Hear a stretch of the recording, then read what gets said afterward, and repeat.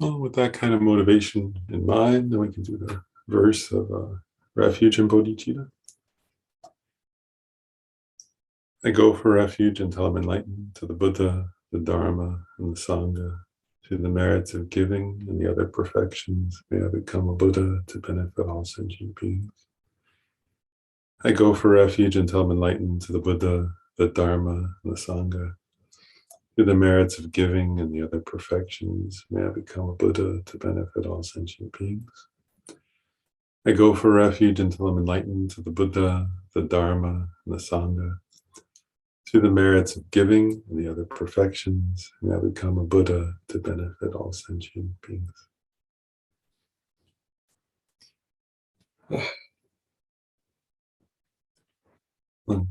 Good to see everybody.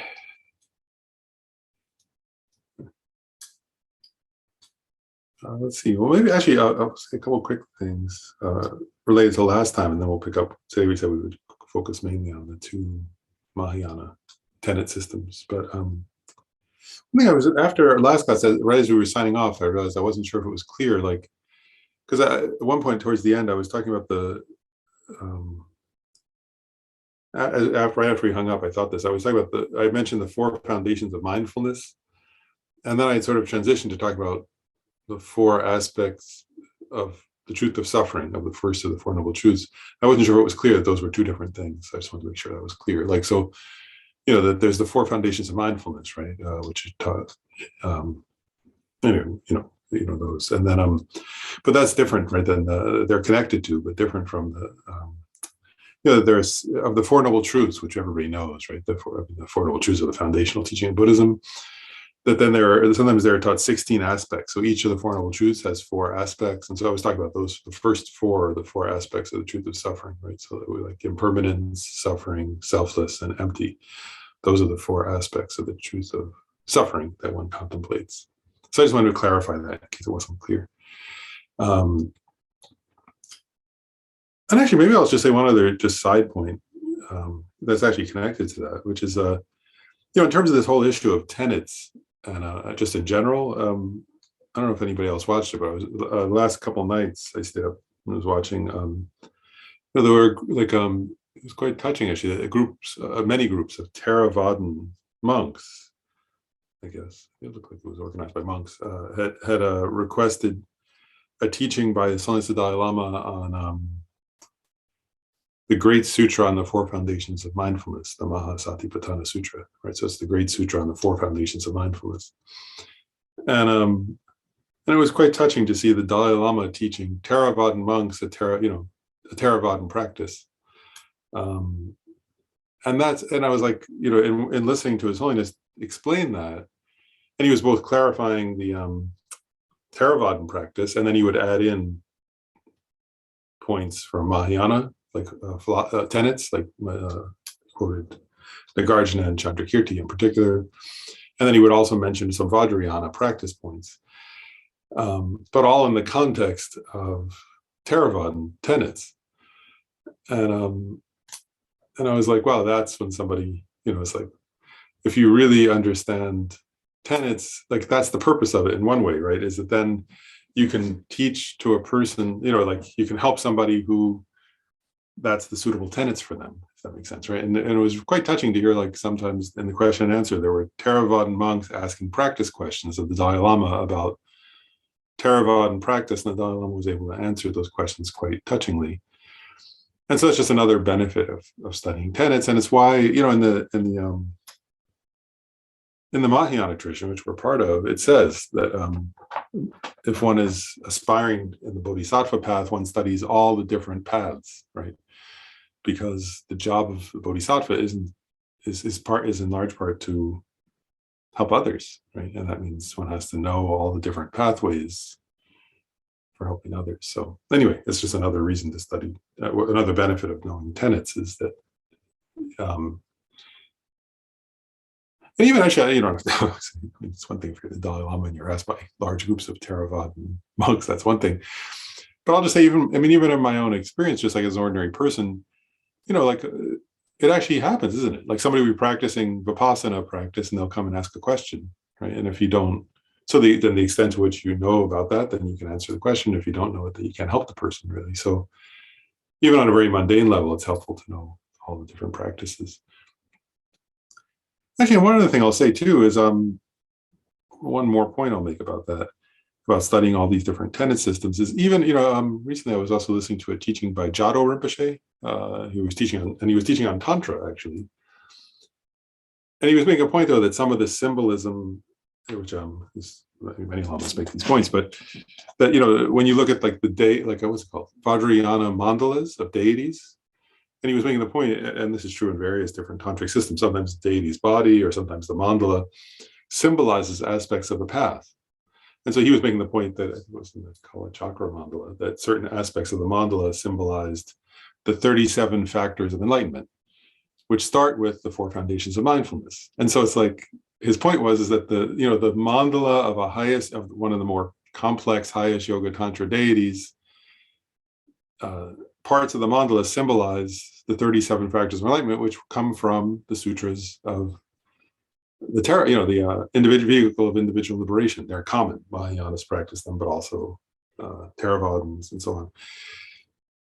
And so he was like making this point that if you haven't studied those things, that you won't really understand the symbolism of Vajrayana, of Vajrayana practice, because parts of the Vajrayana practice symbolize those practices, if that makes sense. So anyway, it's all so just reflecting on how all these different aspects of the Dharma are interconnected.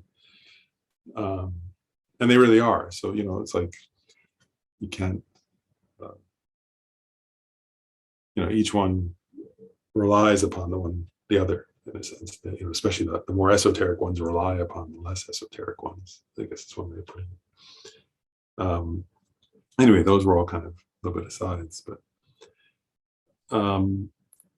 so today we said we'd talk a little bit about some Mahayana tenet systems, right? Which are the mind only, Chittamatrin, and the middle way or Madhyamaka. And I wanted to just say, first of all, because various times some people have asked questions, and so I wanted to say a few things. Like one is all schools of Tibetan Buddhism, actually all schools of Tibetan Buddhism first of all, have teachings on all 4 tenet systems. Does that make sense? Like, so in other words, there is no school of Tibetan Buddhism that's not familiar with all of these tenet systems, is one point. Second point I would make is that all, so people often, there actually have been more schools historically than this, and there are even now, but in Tibet, I'm just focusing on Tibet for a moment. But there are 4 main schools, they often say, right? The Nyingma, which started first, and then the Kagyu, Sakya, and Gelugpa. Those are the most prominent. There have been other schools throughout history, and even within like some of those, there are sub-schools, right? Like each of those schools has kind of sub-schools or sub-groups or something. But anyway, all those major Tibetan Buddhist schools, traditions, whatever, lineages, I don't know, whatever you want to call them, lineages maybe. They all have texts that teach the mind-only school and texts that teach Madhyamaka, and they would all, I think, so I'd say it this way, there are masters from every one of those schools that teaches Madhyamaka, and there's masters from every one of those schools who says Madhyamaka is the final view of Buddha. So that's not unique to any one Tibetan lineage, is one point. And actually, I was just looking at the great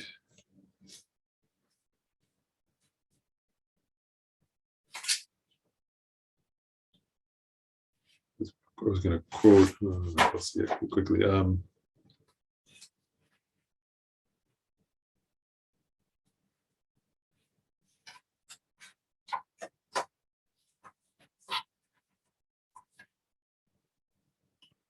Yeah, I'll just say, I was pulling out a quote from Mipam, who's a great Nyingma scholar of the, of the, I think 1800s. He died in the early 1900s, and he wrote a number of texts on Madhyamaka, right? So he was one of the great Nyingma scholars of the time. He was part of the Rime non-sectarian movement, and he wrote a number of texts on Madhyamaka. So my point is that one point I wanted to make is that there are texts from all the different Tibetan lineages that teach Majjhimaka, and I would say Majjhimaka is the final view of the Buddha. That's one point. Another point I wanted to make, though, also is that there are, actually, this is kind of, it's complicated, though. Tibetan history is complicated because Buddhism is complicated, has many different. So one thing I was contemplating the other day was that, like, so in the Sakya tradition, right, which is, I'm just giving an example, right, but I think many of the schools have this kind of complex history. So I'll just give a brief example, which is, so the Sakya tradition, which is one of the great traditions, right, of Tibetan practice, their main practice, their heart practice, or their most advanced and, you know, kind of respected of all according to their own tradition, they would say one of the most important practices is the lamdre, being the path and result. And that is a practice connected to the Hevadra Tantra, and it teaches the stages, all the stages of the path, but up through Tantra, and it relies on the Hevadra Tantra. And it traces its lineage back to one of the great masters of Nalanda Monastic University in India, who was Varupa, who was a Mahasiddha.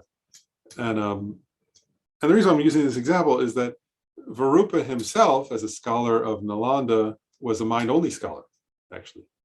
So many people have noted that, that many people have said that the Lamdre has elements of mind-only in it, of the Chittamatran view, because Varupa himself was a Chittamatran, right? But then you have the Sakyas, of course, also studied Nagarjuna and Chandrakirti and so on, right? And so they teach a view called they have their final presentation on emptiness is a Majjhimaka view, that they use the label, what's it called? The non-differentiation of samsara and nirvana, which is a way of describing, right? That, in other words, in the sense that ultimately samsara and nirvana are not different, and that both are empty of intrinsic nature, right? Which is a Majjhimaka position. And so my point is that Tibetan history on these issues is complex. And if you study texts, you'll see that there are elements of mind only and elements of Majjhimaka in many of these traditions, because, you know, lineages came to Tibet, right? Varupa's lineage, thank goodness, came to Tibet. It teaches the Mahamudra Tantra very beautifully. And what Tibetans have tended to do is, you know, employ the elements of those teachings in their practice. And then when it comes to the final philosophical view, you know, in some ways, of course, rely on Majjhimaka. So, and I'm giving that example, right? Yeah. So anyway, so all the Tibetan, you know, and even in Tsongkhapa, right, who's one of the most sort of very strongly aligned with the Majjhimaka and very, very detailed in his Majjhimaka views, wrote numerous texts explaining the mind-only school, right? He wrote quite a few texts that explain in detail the views of the mind-only school and the nature of the alaya, the nature, you know, the philosophical positions of the mind-only school. And he did that with great respect, because he viewed the mind-only school as extremely important. And so my point is that all those Tibetan traditions will teach all these different tenet systems. And at the same time, in general, Tibetan Buddhism asserts that the Majjhimaka is the final intent of the Buddha. So that's a general point. It's just because some people had asked about that. Maybe I'll stay on while I'm on. I'll make a couple more points while I'm on, like, history or something, because people have asked. So another point that people have asked about is, and actually, and somebody emailed me this week who asked me a question about it, but people have also asked about, like, so the other Mahayana schools outside of Tibet. And I want to say, first of all, that, like, mind-only teachings and also Majjhimaka teachings exist in all the countries where Mahayana Buddhism is spread. So they exist in China, in Japan, in Korea, in Vietnam, and so on. Like all the countries where, you know, Mongolia for sure, Sikkim and Bhutan, you know, which Bhutan practices Tibetan Buddhist style practice. But anyway, so both of those teachings, the Majjhimaka and the Chittamatra, have spread to all those countries where Mahayana Buddhism has spread. So you can find teachings. And actually, there's interestingly, there are even, it was interesting that in some of his writings on the mind-only school, Tsongkhapa quotes, actually, there's not that many things were translated. Most of the translations to Tibetan came from India, right? Because the Tibetans went to great effort to go to India and translate from Sanskrit the teachings into Tibetan. So there aren't as many translations from Chinese. There are some, but not as many in Tibet.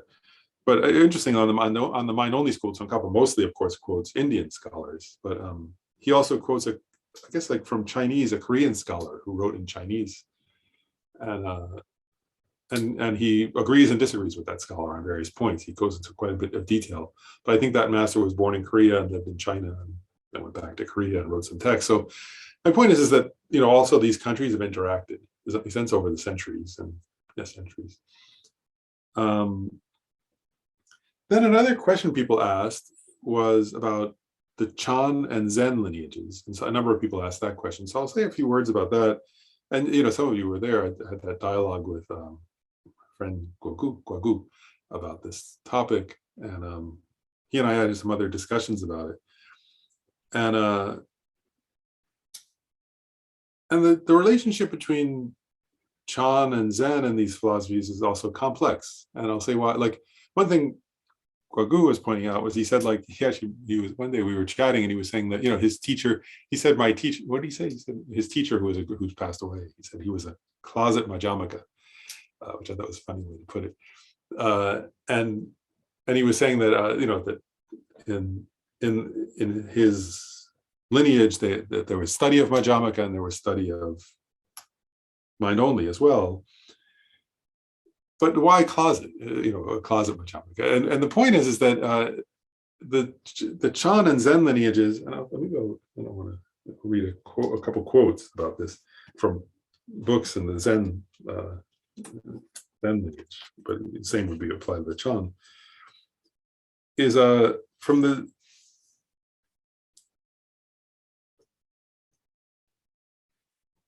is that actually, I'll just read. So it says, this is a book about Zen, but it says, Zen can be explained as a school which insists on the direct transmission of the Satori experience itself as the very core of all Buddhist teachings.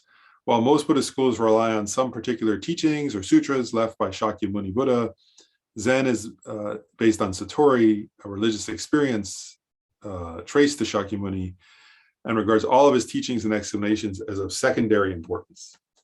Right. So, and then a couple more quotes. Let's see.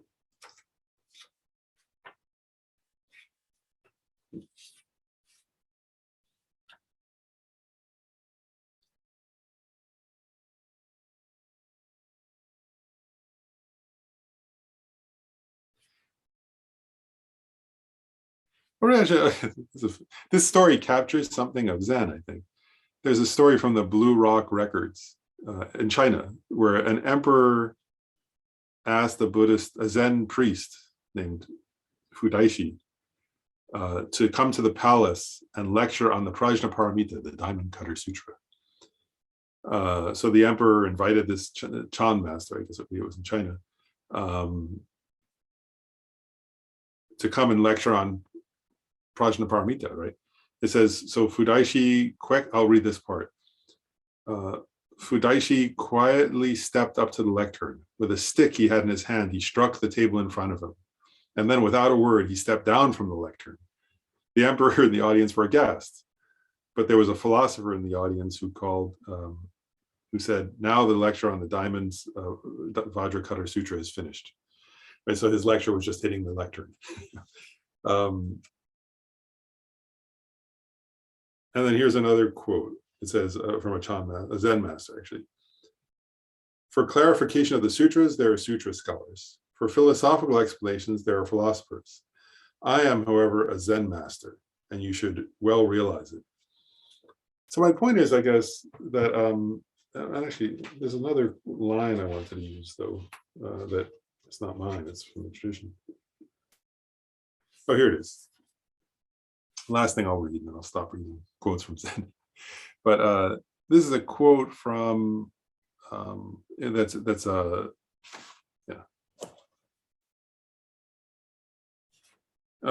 very respected in the Chan and Zen traditions. It says, the subtle Dharma gate does not rest upon words or letters, but is a special transmission outside the scriptures. So the Zen tradition considers itself, in a sense, to be this kind of practice lineage outside the scriptures, right? So now you get a sense of why. So I'm going to go back. So why would Guagu say, my teacher was a closet, joking? He was joking, right? Or a closet Madhyamaka. Is that to be too explicitly Madhyamaka would seem to be too reliant on scriptures, right?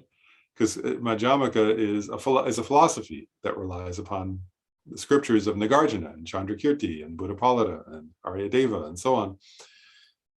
And the Chan and Zen tradition, by their very nature, right, or history, not nature, but maybe history, assert themselves to be a transmission outside the scriptures. So there's a kind of, what's the word, a dialectic or something like that, or a tension in the Chan and Zen traditions, in the sense that on the one hand, they're Buddhists, so they study the Buddhist scriptures, right?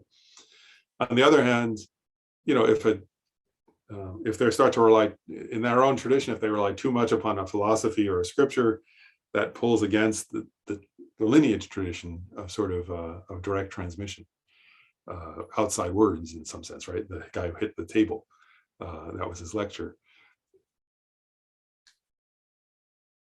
So I guess, like, you know, so I guess I want to go back now. So are Chan and Zen mind only or Madhyamaka, right? And I think what one would have to say is you have to check the words of the actual teacher, right? For sure, if you read certain Chan or Zen teachings, they sound like Madhyamaka. If you read some other Chan or Zen teachings, they sound a little more like mind only. If you read some others, you have no idea which one they are. You know, it's not clear at all, because they're intentionally not taking that stance. You know, and they assert that they're kind of they have that story, right, that they trace their lineage through Nagarjuna, actually. So in that sense, there's a connection to Madhyamaka. But back to Mahakashapa, and the story goes, right, that the Buddha held up a flower and Mahakashapa had insight, and that therefore there was a kind of direct transmission through a gesture, and that their tradition has some element like that. So since they trace their tradition through Nagarjuna, obviously there's a connection to Madhyamaka. On the other hand, their own tradition says that they're not, that if you ascribe to a certain scripture or doctrine too strongly, that's not their tradition. So there's a tension, you could almost say, around this point. And then I'll mention one other point, I guess, since we're talking about this topic, is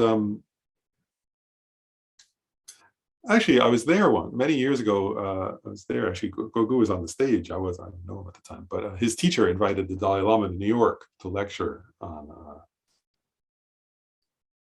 may have been the Vajracutter Sutra. It was something with something Prajnaparamita, I believe. It was Manjushri teaching. It was Manjushri teaching and some kind of, anyway, I can't remember the exact topic now, which one it was. I think it was one of the Prajnaparamita Sutras, maybe. But the Dalai Lama kind of jokingly brought up a historical point in Tibet, which was the debate, which I've mentioned before, but there was a famous time early in the early Nyingma time of Tibet, around the time of Padmasambhava, a little after Padmasambhava left Tibet, I guess. But when in Tibet, there were Indian Buddhist masters and Chinese Buddhist masters, right, teaching, and they disagreed. It was called the Disagreement on Subtle versus Gradual Enlightenment, that the Chinese masters said enlightenment was sudden and was outside the scriptures. Indian masters were saying, no, there's a gradual process you go through to achieve enlightenment. And so the Tibetan king asked for a debate, right? And he was going to decide which was going to be the Tibetan tradition. And so from the Indian side, the debater was Kamalashila, the great Indian Buddhist teacher who was a student of Shantarakshita. And so he was connected to Nalanda Monastic University. And from the Chinese side, it was Hashang, or sometimes called Hashang Mahayana. And they had a famous debate in front of the Tibetan emperor, Tibetan king, emperor, whatever. And And oftentimes, actually, I think over the centuries, you could say that Hashang's position in that debate has become almost like a, first of all, you can guess who won the debate, right? Given that the Dalai Lama calls the Tibetan tradition the Nalanda tradition of Tibet, where the upholders of the Nalanda tradition, it's no mystery who won the debate, right? It was Kamalashila. And Kamalashila, wrote on Madhyamaka. He was a Madhyamaka thinker. I guess he was considered to be a Yogacara Svatantrika Madhyamaka by later Tibetan teachers. And he was a great philosopher. But anyway, so his position was that there's a gradual process one goes through of achieving calm abiding and achieving special insight, and then achieving the union of the union of calm abiding and special insight, and so on. And they say Hashang's argument was that that one should just do non-conceptual meditation, and it would lead to a kind of spontaneous enlightenment. What I want to be clear is that I think it's generally would be accepted that Hashang doesn't represent a correct view of what the Chan and Zen traditions uphold. I personally think he may have been kind of upholding a kind of errant view of. I think historically people probably speculate. I think they're probably right that he was holding an errant view of what Chan was at the time. So he was kind of had a certain, I think he was from the Chan tradition probably, but held an errant view of what they were teaching was. And so his view was that that one should just not think, that sort of, to not conceptualize would be to realize emptiness. So one should sort of not engage with conceptual thoughts and just clear one's mind, and that would kind of facilitate an emptiness, and that was a kind of emptiness. And so anyway, he lost the debate and was asked to leave Tibet, and Tibet became followers of the Nalanda tradition, which they've been ever since. So there's I guess the reason why I mention that story is that I think also there's like a tension within, historically, it's always been there ever since in the Tibetan tradition, around how to view the, because from Tibetans' perspectives, even within Tibet, there have become people who have always arisen who have kind of said that kind of view. And actually, I'll say, like, it's weird, actually, if you look at, like, one day I did this, I Googled, like, Buddhist memes, like Buddhist comics, Buddhist memes, whatever, like, and like half of them are asserting Hashang's view, actually, right? There are all these, like Buddhist jokes tend to be like, and so it's very clear that in the culture, there's a view, actually, that's sort of a Buddhist, that's what Buddhism is. Not all, I mean, obviously, Dalai Lama has very clearly been suggesting scholarship and the view of Madhyamaka, and really studying Chandrakirti. I mean, so it's not like there are many correct explanations of Buddhism, but if you look at the sort of simplistic comics or things out there about Buddhism, right, there are all these things about, empty your mind, or, I just saw one the other day, where somebody said, nothing makes sense. And the guy says, yes, you're right. Nothing, nothing is great, or something, as if Buddhism is teaching, nothingness, or, there are all these kinds of memes like that and jokes like that, right? But it shows how prominent that view is, right? And I just want to point out, that view that you'll see out in our culture of Buddhism, followers of any of these four tenet systems would say that's not Buddhism. That's somebody's idea of Buddhism, but it's not accurate. And I guess if it's a comic, it's okay. But it's important. Again, so the reason why I'm raising all of this is, this way, that's another part of the benefit of studying tenets, is to recognize, well, is something, just because something is presented as Buddhism, does that mean it's Buddhism or not? And I'll say from my side, like, that was why I value friendship with Kwaku, is that, like, I consider him a great Buddhist practitioner and Mahayana, incredible person who studied a lot of mind only and Madhyamaka, right? And he teaches Chan in a way that's integrated with those views, and is also, honors his own tradition, and I think that's how that's accurate Buddhism. But that's not the same as a meme, right, or a comic book or some version of Buddhism. So, and the Tibetan tradition is the same, right? There are all these kinds of, all the traditions of Buddhism, you can have these kind of errant there's lots of different things about Tibetan Buddhism, about Vajrayana and so on that are totally off from what it is. So I guess my point is, if we've studied a little bit about tenets, then we have an idea, right? Okay, this is what Buddhism is actually teaching versus somebody's made up idea of what Buddhism is teaching. And even, I'm just going to go off on a small tangent here for a second, and partly I'm going to do that because I was just thinking about it last night, because the Dalai Lama was lecturing on the 4 foundations of mindfulness, right? And he was doing so to an audience mainly of monastics, not only, but mainly. And the reason why I'm bringing that up is, I want to ask you guys a question,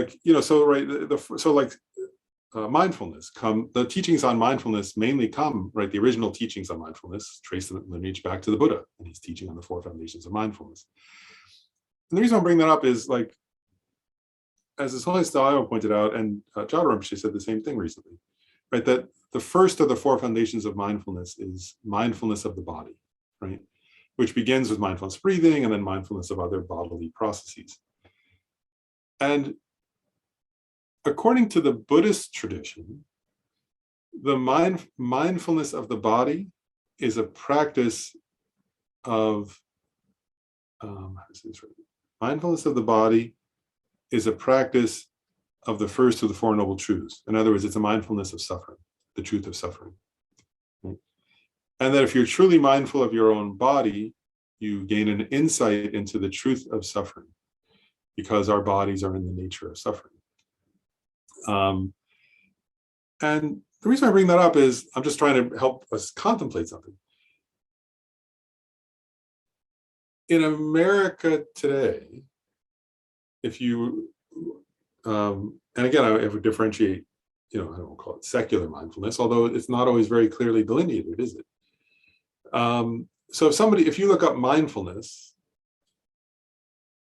and if you listen to actually, I often suggest, now from a secular perspective, I often suggest to people who come to me for therapy that might be better if somebody's suffering from anxiety, for example. I might say it's great if you listen to some guided meditations on mindfulness. It's been shown in scientific research to help with anxiety and to help with relapse prevention for depression and many other things, stress management and so on. So mindfulness in that sense is good. But the way mindfulness is taught in America, is that Buddhist? Is it taught in a way in which it's connected to the first of the 4 Noble Truths, the truth of suffering, or not? And I'm just asking you to think, check, you can think about it yourself. I mean, it depends, the honest answer is it depends who's leading the meditation. Right, and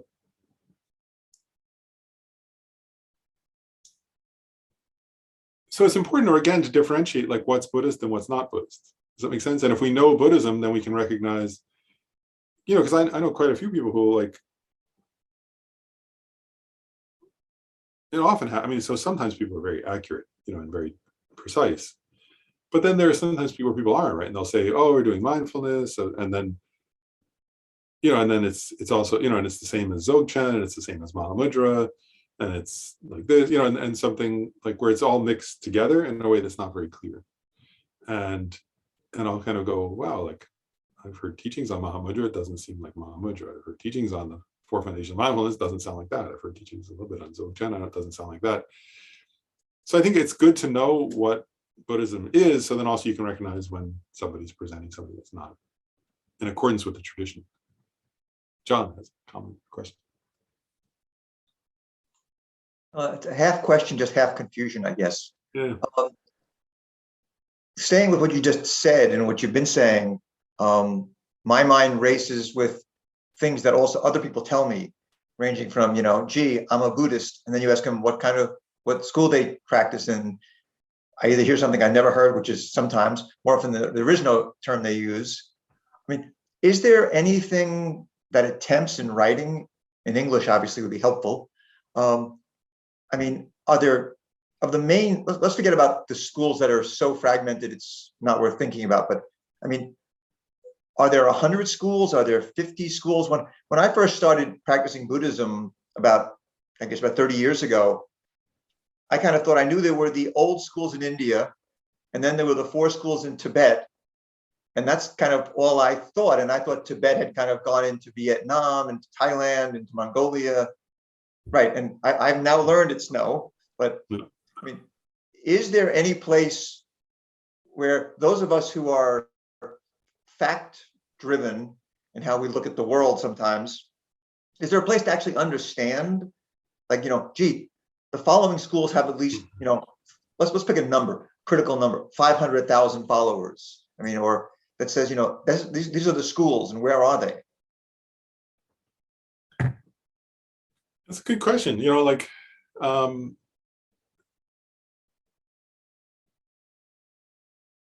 I mean, certainly, I guess I'll say a few thoughts. One is, I mean, there are certainly some good, like, scholarly books that sort of do talk about the lineages of Buddhism and how they spread, historically.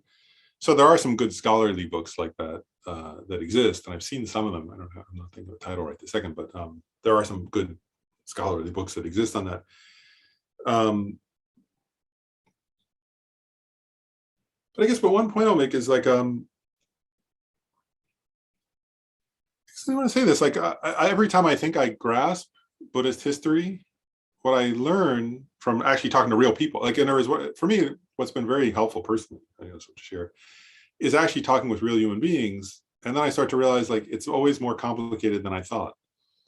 And I'll give an example. Like, I'll give a few examples. Like, I remember, I thought, like, at one point I thought, okay, Vietnamese Buddhism is a branch of Zen. I had this idea because Thich Nhat Hanh teaches Zen. So I thought, okay, Thich Nhat Hanh teaches Zen, Vietnamese Buddhism is a branch of Zen. And then I started making Vietnamese friends, and what I started, then, like, one of my Vietnamese, so then, like, what I started learning was some of them, that was true. Some of them were practitioners of a kind of Zen that was not exactly, but they were like, oh, but it's different than Thich Nhat Hanh's lineage, it's a different Zen lineage. I was like, okay. So there were various Zen lineages. But then I would talk to Vietnamese friends and they said, oh, well, like, my family practiced a version of Theravada in Vietnam. So I was like, oh, okay, there's Theravada in Vietnam. Then I had a Vietnamese friend who said, well, I'm studying, the reason why I wanted, he was part of a group, or that was like, they were calling themselves Viet Vajra or something like that. And then they changed the name because the Dalai Lama suggested changing it to Nalanda, the Nalanda, Vietnamese Nalanda tradition or something like that. And what he was telling me was, he said, like, I'm interested in studying Vajrayana because our heritage is Vajrayana, actually. There was Vajrayana in Vietnam historically, but it was lost. And so he was saying, I don't want to study Vajrayana because it's cool and it's Tibetan. I want to study Vajrayana because Tibetans have our lost lineages of Vajrayana, because there are definitely Vajrayana history in Vietnam. And he was showing me some evidence, or he was telling me, not showing me, he was telling me evidence of that. So I was like, oh, there's a Vietnamese Vajrayana tradition from ancient times that had weakened over the centuries. And then I was like, oh, when I was at Vajrapani Institute, I was a friend of mine, the guy who I became friends with, was giving me a ride to the airport one time. And then he was saying, like, he was asking me if I was aware that like, again, I had thought of Japan. When I associated with Japan, I knew there was Pure Land Buddhism there, right? I have some friends who practice Pure Land tradition from Japan. And then, of course, there's Zen there. But then he was saying, oh, like, he had gone to a temple where the practice was of the Yoga Tantras, not highest Yoga Tantra, but Yoga Tantra. And I was like, I looked into it. It was the same lineage that Tibetans practice. It's the in Tibetan it's called Kunrig. In Sanskrit it would be the Sarva Vid Vairochana lineage of Yoga Tantra. So that in Japan it still exists. There are actual temples that practice Yoga Tantra, and they have the rituals still of Yoga Tantra in Japan. And then and so I guess my point is like, going to John, your question, is that every time I think I have a sense of that, like, I realize that it's much more complex than I ever thought. And even there was recently a book that came out, I haven't read it yet, but I read the introduction to it, and I read kind of a description of it, where it was called Esoteric Theravada, right? Because I thought Theravada, I always thought of as mostly connected to the 4 foundations of mindfulness and the 37 factors of enlightenment. But then this scholar had gone there and talked to actual people on the ground living in some of those countries, and they were practicing an esoteric version of esoteric traditions of Theravada. So I guess my point is that I think any scholarly book we read, I've read a number of scholarly books on this question of the historical, and I remember when I was undergraduate, I mean, I double majored. One of my majors was religion, so I was studying a lot of Buddhism, and they were talking. And every time so if I look back at what was existent in those scholarly works, which were by mostly European and American white men, that they were incomplete. You know, I mean, they were good books that captured something, but as I actually meet people from those countries, I'm like, oh, what they said was not, what's the word? Was an incomplete picture, if that makes sense. And even if you look in the Tibetan tradition, oh my goodness, like even within Tibetan Buddhism, there are so many versions of Buddhism. And I guess, you know, and like I've just recently listening to a friend who practices, you know, oh, what's it called? From the Japanese tradition, the, you know, a Pure Land tradition, right, connected to Amitabha. You know, it's a beautiful ancient tradition, right, that's connected to the you know, the chanting, right, Om Namo Renge Kyo, that phrase. You know, that's an ancient Buddhist tradition. So, I mean, I guess my point is that I really do think there are many, and even within China, you know, like, I was looking at this book, which is from when I was an undergraduate. I still have Zen Buddhism and History. And they're talking about, you know, even before Zen existed, there was Madhyamaka tradition in China. And there was Chinamatran tradition in China. You know, I'm going, oh, wow, to what extent do those still exist as separate traditions? And I don't know the answer to that, actually. Like, you know, I'm not sure. But, you know, Guagu said there are monasteries where you would, you know, where you could go and study those topics. So they must still exist. And in his case, it was, I think, in Taiwan or something. So I guess my point is that, going to your question, John, I think that anybody who could answer that question would be wrong, I guess, so far, because I think there are more traditions that, you know, like because when you go to actual monasteries, you start to realize, oh, wow, like they have their own, what's the word? They may have lineages that aren't captured by somebody else's book or something, or somebody else's list, because there are many sub-lineages and places where things are held, you know, and practiced. Yeah, so I think that, like, I don't think there is a comprehensive list, I guess is my answer, if that makes sense. Yeah. John, you have one more? Oh, you're on mute. Okay, yeah, I'm back up. I think I'm off mute. Yeah, just a continuation of that one.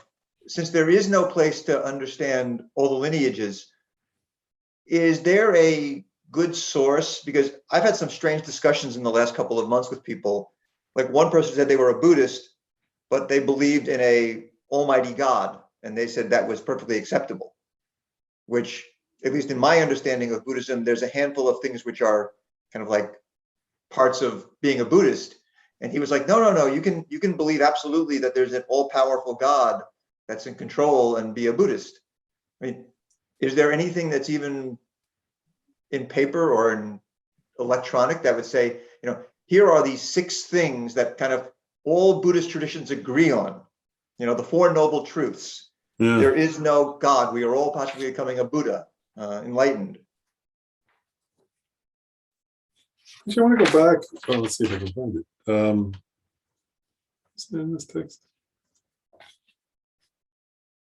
Oh, it must be my notes. I guess one point, I guess I'll make 2 different points. Like one point is, again, I you know, I guess I want to differentiate 2 different things. Like one is, for any given individual person, it's not my job to police somebody else, you know, is one point. But then if we want to say, like from the, at least I'll say it this way, from within the Buddhist tradition, right?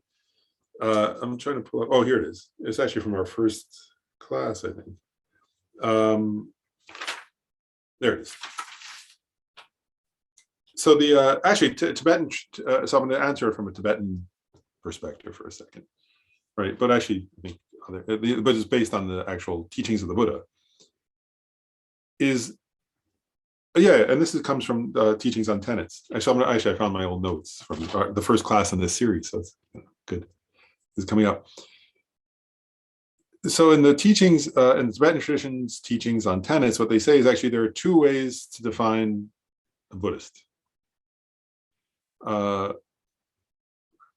One is by way of refuge, and the other is by way of view.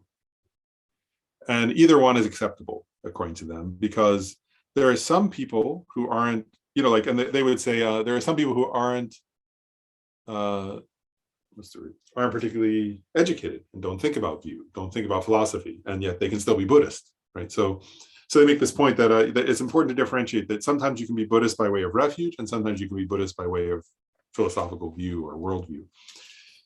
And so the definition of a Buddhist by way of refuge is, and I'll actually read it because I wrote it down at the class, accepting the three jewels, right? So the Buddha jewel, the Dharma jewel, and the Sangha jewel as the final, ultimate, and undeceptive objects of refuge.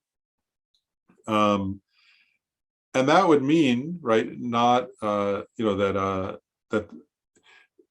and actually they often define this very clearly. They say it's okay to take, for a Buddhist who takes the three jewels as their final or ultimate or undeceptive object of refuge, it is okay to take, what's the word, provisional refuge, in other objects of refuge. And an example of that that's often that you can give is like, well, say it this way. If your car breaks down, it's okay to take, to take provisional refuge in a mechanic to fix your muffler, right? Or if you have a, whatever, if you have a bacterial infection, it's okay to take provisional refuge in a physician who writes you a prescription. That's not a problem. It's actually encouraged, right, to do those things. But you recognize they're not your final refuge, right? That your final refuge is the three jewels. So a Buddhist by way of refuge would be that, right? And so if you assert that something else is the final refuge, right, of beings, then according to that definition, you would not be Buddhist, right? If you say, oh, provisionally, that provisionally I, whatever, like I'm going to a lawyer because I have a legal problem, but my final refuge is the Buddha, that's fine. So that would be a Buddhist by way of refuge. The other definition of refuge is a person who accepts the four seals. And these four seals were taught by the Buddha right before he passed away. So they're historically connected to the Buddha himself in the sutra. And those are: all compounded phenomena are impermanent. All contaminated phenomena are suffering. All phenomena are empty and selfless. And nirvana is peace. So according to the Tibetan tradition, which actually I think is reasonable on this point, those are the two ways of saying you're a Buddhist. And if you're not in accordance with either of those, then the Tibetan tradition would say, well, then you're not really Buddhist. Going back to your point, though, John, so then I guess, actually, it's interesting, isn't it? Like, so it takes discussion with a person, right? Because somebody, like, there are people who would say, if somebody says they believe in God, one would have to ask, what's God to them, right? If they, so I mean, they have to define the term to themselves, and then you could judge for yourself, well, does that fit with these criteria or not? If they say, if they say God's a bodhisattva or something, that's a different issue, or something like that. But so it would depend on how they define the term. Obviously, that's up to them. So I guess I would say my own answer is, on the one hand, from my own side, I'm not interested in policing somebody else. On the other hand, this is the traditional answer of what's a Buddhist, right? So it would be one of those two, either by way of refuge or by way of view. Does that make sense? Do you have that electronically? Could you post it in the chat? These are my handwritten notes. So I could. Sorry. I could find it. Yeah, I'd have to find it. It would just help me with some of. I have friends that I talk to about Buddhism, and it would help. That's so simple what you just said. It'd be great to actually have that in writing. Yeah, I'll look for it. It does exist in writing, so I'll look for it and I can email it to you probably. I'm trying to see. Yeah, it's because it's not maybe it probably exists somewhere. I mean, I know it exists somewhere in writing, so I'll have to look a little bit. I can't remember where I took that from. The first three I remember. The four I probably don't remember well enough to recite them. Yeah. Okay. Yeah, I'll look for that. It's because yeah, actually, it's probably in one of these texts, so I can email it to you. Thank you. Sure. And somebody else had a question or a comment. Did somebody else have one? Or no? I thought Jeff had one, Or Lynn? I don't know, either one. Bruce Cliff. Yeah, it's in the, yeah, right, it was in the first clip. Lynn, do you want to go next, or Jeff? I don't know, either one. Well,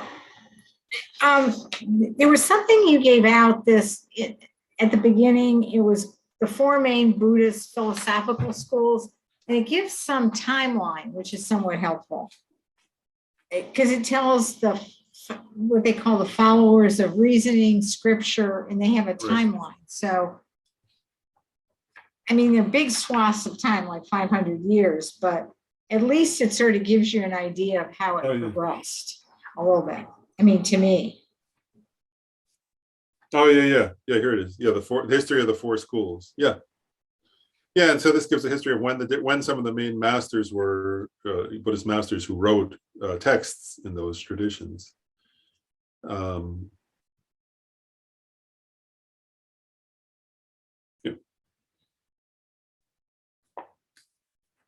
it gives you a little, to me, it gave me a little sense of the history of the movement toward the middle way school.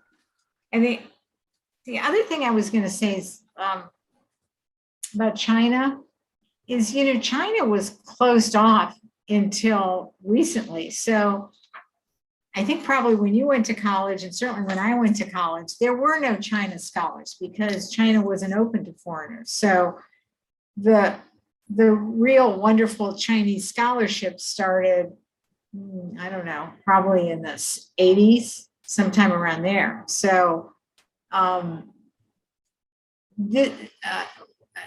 we in the West didn't have access to this. And then there was a, great wave of Chinese scholars who I think probably brought a lot of this to us, but I don't think this was available to Westerners before then. That makes sense. Well, and also, think about it for a moment. I mean, because China has a much longer history with Buddhism than Tibet does, even, right? It came to China long before it went to Tibet. So there's a very long history of Buddhism in China, and it's very complicated. There were waves of Buddhism coming there, and and again, we sometimes give it like a simple version, right? Like, oh, Buddhism went to China, and then so many centuries later it went to Tibet, as if it's that simple, right? But then Chinese Buddhism was interacting with Taoism and interacting with Confucianism, and then Tibetan masters were going to China to teach, right? Emperors from China were asking Tibetan masters to come teach, and they were interacting with Chinese Buddhists who were from various Chinese traditions, and they obviously talked to each other and shared texts. And then Mongolia, the Mongolian Khans, of course, took over China for a while, and they became Buddhist, and then they left, then other emperor, so I mean, it's very complex, I think, history, yeah. And I agree. I mean, the scholarship must be, even Chinese scholars, it must be humongously complicated. It's just clearly would be true because it's a very long, complicated history of many different traditions within China, even.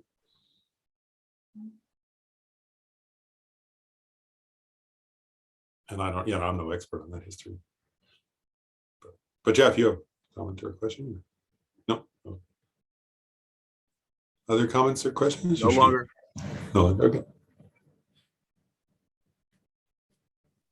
Well then, good. There's still time. Because one thing I wanted to switch to now, that was sort of more like history or something, but I wanted to switch now to I wanted to share a few reflections, because to think about.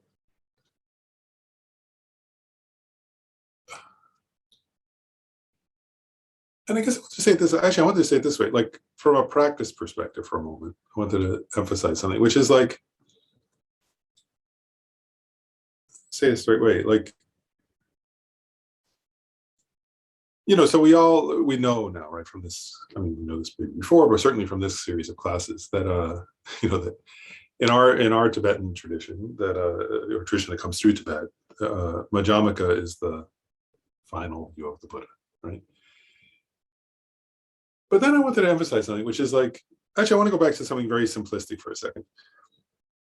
So that's the final intent. They talk about the definitive and the interpretive teachings of the Buddha, right? And so Tsongkhapa says the definitive intent of the Buddha is the Prasangika Majjhimaka view. But then I want to go back to something very simplistic for a second. Like, when is, for us as individuals, you know, these 4 tenet systems and so on, right? Like, I just want to go back to what matters in the, I mean, in one way it matters, that matters, and it's good to know that, it's good to contemplate that. But at the same time, as I mentioned before once, in terms of your own practice, which tenet system is helpful in any given moment? Right? And what I want to suggest is this, is like, you know, I mentioned this last class. So in the next series of classes is going to be on, you know, mind and awareness, right? And if you're trying to actually, which actually, you know, and actually it's interesting, isn't it? Mind and awareness,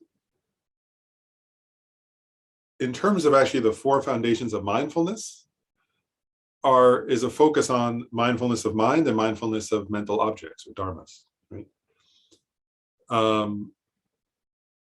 It's not mindfulness of body, it's mindfulness, right? Mind and awareness. You're focusing on awareness of mind itself and of mental objects or mental dharma, you know, mental phenomena. And if you're new to that, right? If you, why do the, I'm going to phrase a question to you to think about.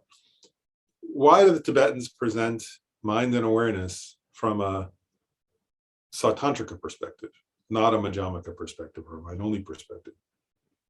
And what I would argue is they present it that way because for us, when you're trying to begin practicing that, that's good enough. You don't need to think about Majjhimaka. It's actually going to make it harder because we're not that good. If you're not that good at Majjhimaka thinking and you're trying to get to know your own mind well, you're just going to confuse yourself probably if you start off by trying to ask, you know, so if you're trying to identify the difference between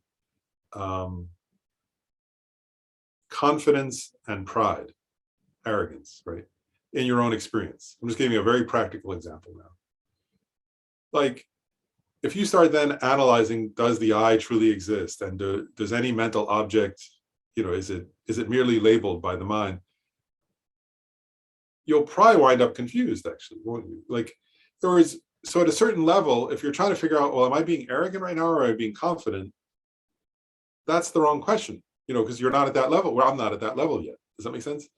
Like, and it's not required yet to, you know, like, is arrogance intrinsically existent? No, it's empty of intrinsic existence from a Majjhimaka perspective, right? But that's not the right question sometimes. You know, if you can't even tell if you're being arrogant versus whatever, you know, like, and same thing, right? Like, am I being desirous, like in a sense of a mental affliction? You know, or am I in a peaceful state of mind?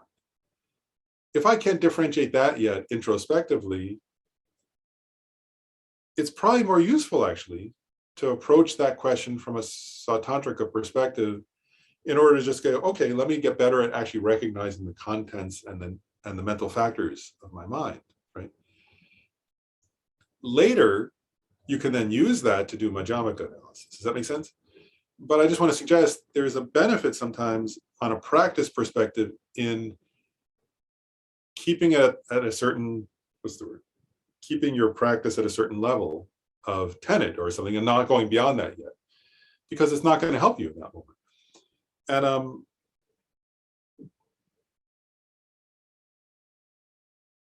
And actually, I was just popped in my head, so I'll just share a personal example if it's okay. Like, I remember, oh gosh, when was it? It was right before the pandemic started. I had to go get like my, it was time, I was late actually. I was late to get my colonoscopy. So I went to the, what's it called? The gastroenterologist's office. And they took him a lot. He was a good gastroenterologist, but he was taking a very, like, I had a certain appointment, but he was very late. I wasn't upset with him, but I started getting anxious, you know.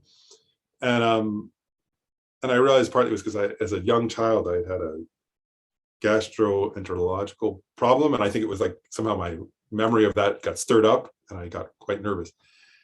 And I was like, and I thought, oh, could I do a Majjhimaka analysis? It was completely useless. Like, I couldn't do it. It was like, I wasn't in a state where that was going to be helpful. So I had to go, okay, wait, I can do something else, right? I can apply other mindfulness techniques. And my point is like my mind was too agitated. Like, so at that moment, if I tried to, I did for a moment, I just tried, I was like, oh, can I analyze emptiness? This is my sense of self is arising. Look, that's the object of negation. It was like, it was the object of negation that was correct, but I was too agitated. My mind was too agitated to have a Majjhimaka analysis actually help me in that moment.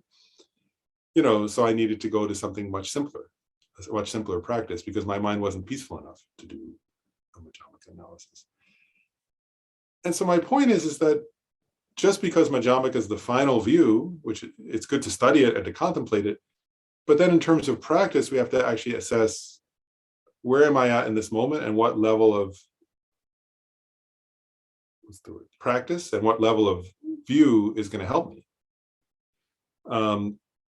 And the truth is, it's going to be different. And the reason why I gave that personal example is it's partly dependent on who you are, but partly it's also dependent upon your mental state in that moment, right? And so we have to be honest with ourselves. And I want to give another example that was striking me, which is like,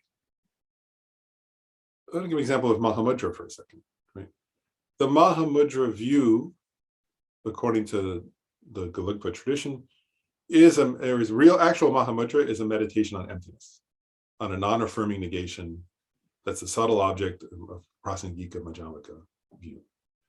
So if you're going to meditate on Mahamudra, in the end, it's the Prasangika meditation.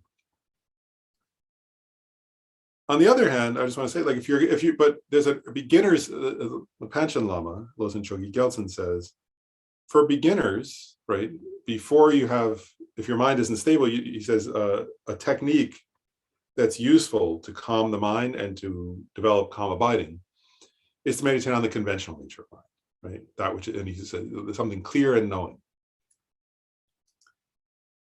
And I've noticed for actual people that sometimes when you're doing that, so that's not actual Mahamudra, that's a meditation on the conventional nature of mind.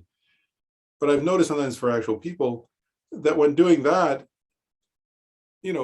it doesn't really matter if you're, in other words, if you're taking that from a Majjhimaka perspective or from a mind-only perspective, you're just trying to identify the clear knowing nature of mind. And if you're analyzing too much, is it truly existent, or is it could actually distract you, right? You're not supposed to. If you're trying to develop calm abiding, that's the wrong thing to do at that moment. So sometimes it might be better on a practice level to just leave it at the level of mind only, right? And just say, in other words, because actually think about it from a practical perspective. If you haven't yet realized emptiness, which, somebody at that level of practice hasn't, when you meditate on the conventional nature of mind, it's going to appear to you as if it's truly existent, because that's how things appear, right? And if you're trying to develop calm abiding on that, you have to accept that appearance for the time being in order to have something to meditate on, which is the clear knowing nature of mind, right? So you're not negating that object at that time. So at that level, at that level of practice, maybe I'm just suggesting my own opinion now. Maybe it's okay that you're leaving at the level of it, that it appears to you, which is not the actual ultimate reality. So maybe it's okay at that point to have mind only. Ultimately, you need to have the Prasangika Majjhimaka analysis, right? And that's where Panchen Lama says, like a small fish under a totally still lake, you analyze the ultimate nature of mind and you realize its emptiness. That's a different point. But that's not when you're developing calm abiding, right? Anyway, so my point is that at different levels and different moments, it may be most beneficial to practice in accordance with various different tenet systems. Then another point I wanted to make is is the mind-only school for a moment. And I wanted to suggest something, which is, various people have said this, it's not my idea, but that when we grasp strongly at external objects with either anger or hatred or desire, craving, right? The idea of what's suggested is, there may be a benefit in trying the mind only, right? So if you try actually the mind only view, right? That object, and actually I want to suggest it, just for a moment, I want to suggest that, so actually, bring to mind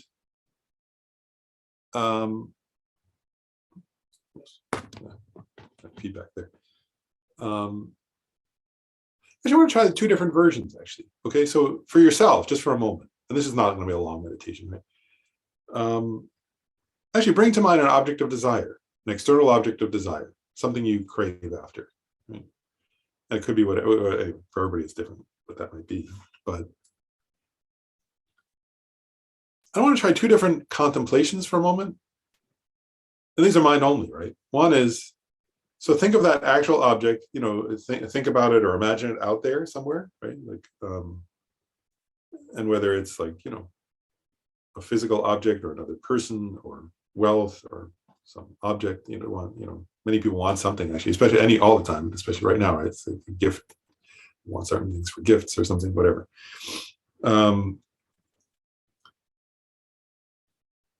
And then actually for one moment, actually just do the analysis of that external object isn't really external, right? It doesn't exist separate and apart from my mind.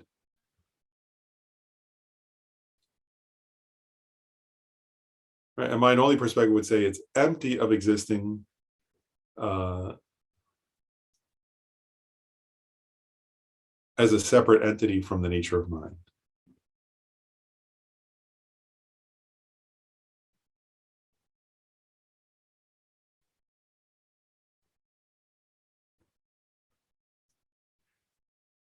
And actually, if you really stay with that just for a few minutes, like 2-3 minutes, right? What you'll notice is that if you're habituated to normal, non-Chittamatra perspective, right? Your mind's gonna actually grasp and say, no, it's out there. Right? And so you just work with that for a moment, right? So like part of your mind is saying, no, it's out there and I want it. I want to have it, or I want to, what's the word? It's like grasping at it and wanting something, like craving for it, or wanting to possess it or something. Right? And just try being with this view, right? It doesn't exist separate, and it exists, but not apart from the nature of mind. It's empty of existing externally. It's empty of existing apart from the nature of mind. And then go back to the mind craving, right? And like feel the feeling of craving or of wanting. And then again, like, you know, keep that in relation to this view. What I'm craving and wanting to possess that I think is out there, isn't out there. It's not external. It doesn't exist as something separate from the nature of my own mind.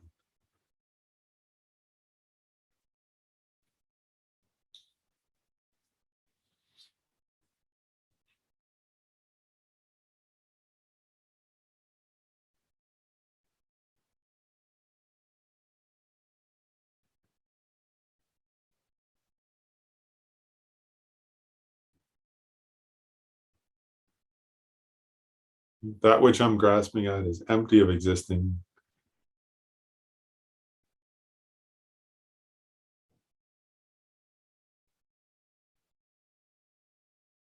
As something separate from the nature of mind itself.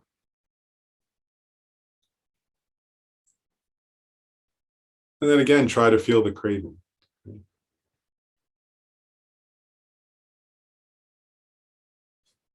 Then notice how craving grasps at it as existing externally, as something to be acquired or gotten or possessed.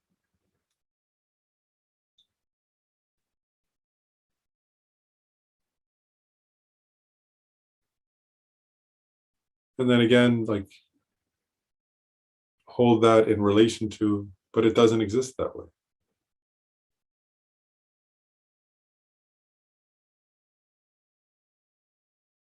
That's a kind of ignorance, wrongly grasping at the nature of it, of that object.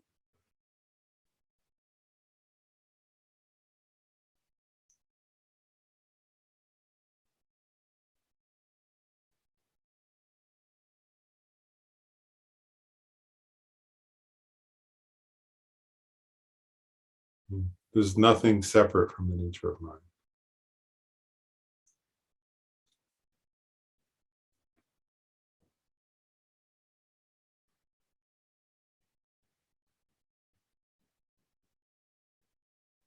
So there's nothing to acquire.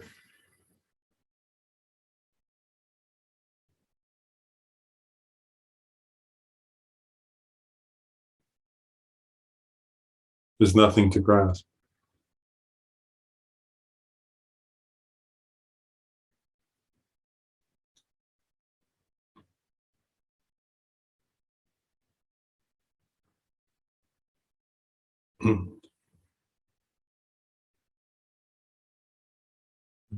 And again, like, let yourself give rise to that thing you were craving, right?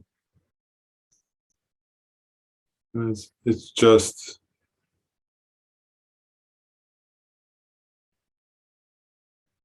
there's, like, sorry, it doesn't exist separately.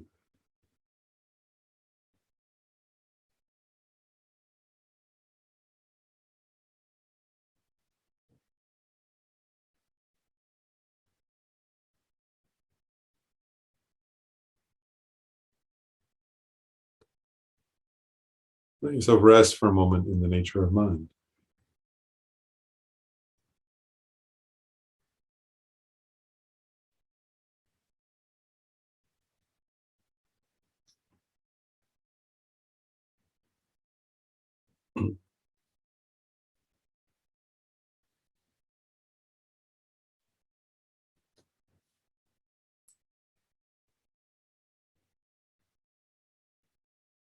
While we're in this, also remember, right? This is a mind-only perspective, right? Notice how you feel, we feel, right, that our terms, our ideas, our language is somehow intrinsically related to the objects, right? So, like, but there's no intrinsic relationship between language or ideas about things and things themselves, right? Things don't, like our labels and language about things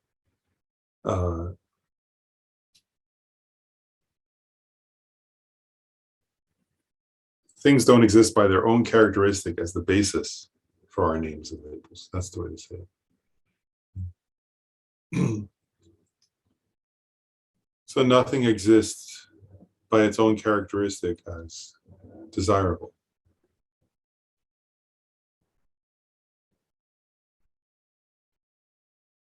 Nothing exists by way of its own characteristic as helpful to me. Nothing exists by way of its own characteristic as attractive or good.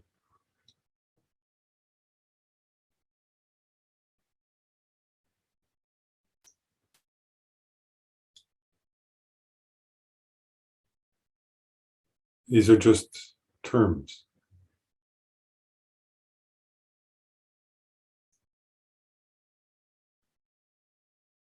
I grasp at objects as if they had some existence by way of their own characteristic as what I think they are, but they don't.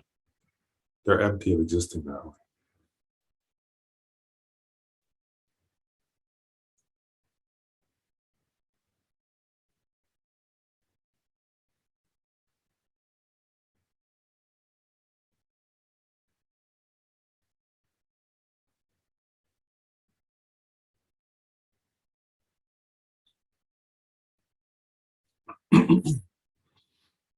All right, let's come back together into more interactive. I just wanted to, like, that, those are some examples of like how one might work with the mind-only schools. We talked about it philosophically, right? But the key actually is to work with that in terms of our own mental afflictions, right? So when you're grasping, if you're angry at somebody, right? For sure, you feel like they exist out there, right? And in this school's view, they would say, actually, the person you're angry at doesn't exist as the basis of your terms and labels, right? And right, that the person you're perceiving doesn't exist separate and cut off from the nature of mind. Right? So your perception of them, right, is what? A perception.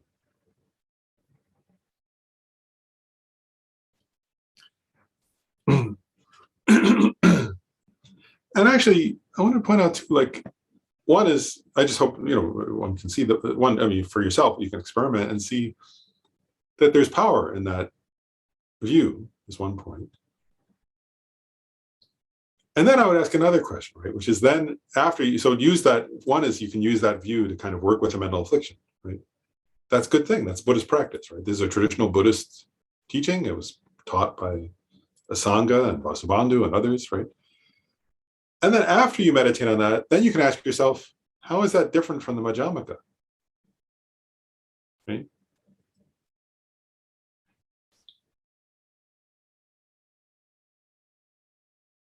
And that's interesting also, isn't it? How is that different, right? Like things, actually, so go back, right? When I want to do, let's go back actually and first contemplate, right? So there's the one about language, right? So any terms I use, right? So like all my language, right? Things don't exist by way of their own characteristic as a basis for my language, right? So annoying, bad, good, desirable, undesirable, right? Like all these different, right? And you could, and whether you think about it in terms of things you really want, or you could think about it in terms of the stuff, like, oh my goodness, everybody has stuff nowadays about, social or political issues, something like that, whatever, like, right? All my language about that is language. And according to the mind-only school, language exists, right? It does. So these things, we're not saying they don't exist, right? We're saying, but the objects about which I think things don't exist by way of their own characteristic as the basis for my terms, right? So it's not saying they don't exist at all. It's saying they don't exist by way of their own characteristic as the basis of the terms I am applying to them.